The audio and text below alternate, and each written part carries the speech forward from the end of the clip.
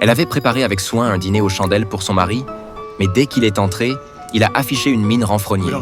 Pire encore, il a chassé le chien de la maison en criant « Sors d'ici maintenant !» Elle ne comprenait pas pourquoi son mari était si cruel aujourd'hui. Mais soudain, il lui a tendu une lettre. C'était une lettre de son ex-petite amie. Son mari avait fini par la prendre. Ray n'a rien dit de plus. Il s'est écarté, a mis son chapeau. À ce moment-là, Livy a réalisé que tout était fini. Livy était une étudiante en archéologie, mais elle était tombée amoureuse d'un pilote et était rapidement tombée enceinte de lui. La grossesse de Livy était une honte aux yeux de son père, d'autant plus qu'il était pasteur. À contre-cœur, son père n'a eu d'autre choix que de la marier à un agriculteur de la campagne. Un agriculteur, tout ce qu'il y a de plus ordinaire, Ray.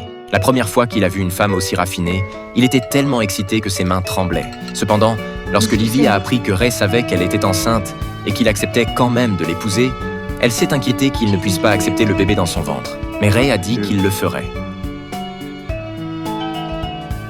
L'après-midi même, accompagnés de la famille de Ray, ils ont célébré un mariage précipité, à tel point que Ray n'avait même pas eu le temps de préparer les alliances. Mais Livy s'en moquait. Après tout, le mariage n'était qu'un moyen de faire face à son père. Mais Livy, qui avait grandi dans une ville, a vu autour d'elle un paysage désolé et vide, ce qui a rendu son humeur encore plus sombre. Très vite, Livy est arrivée chez Ray.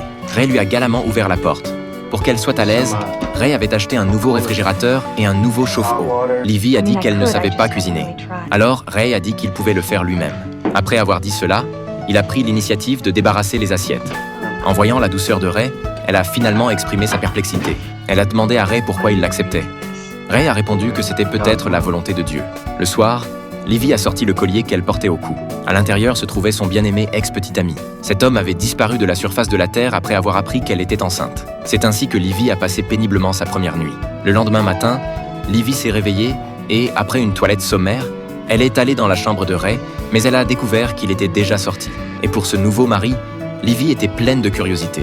Elle a ouvert le tiroir. Il y avait une montre de poche qui faisait tic-tac. À ce moment-là, elle a entendu Ray rentrer à la maison. Elle a rapidement fermé le tiroir et est sortie pour l'accueillir. Livy a dit qu'elle voulait emprunter la voiture de Ray.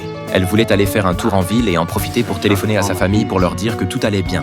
Mais Ray, craignant que Livy ne sache pas conduire, a proposé de la conduire lui-même. Très vite, ils sont arrivés en ville. Après avoir déposé Livy au coin de la rue, dans une cabine téléphonique, il est entré dans la bibliothèque. Il a soigneusement choisi quelques livres sur la puériculture et l'archéologie. Il voulait faire de son mieux pour créer un foyer chaleureux pour Livy et l'enfant à naître. Mais le véritable but de l'appel téléphonique de Livy n'était pas de rassurer sa famille, mais de demander à sa sœur des nouvelles de son ex-petite amie. Mais à l'autre bout du fil, elle n'a pas eu la réponse qu'elle voulait. « N'oublie pas que tu ne resteras pas là-bas pour toujours », lui a dit sa sœur. « Je sais », a répondu Livy.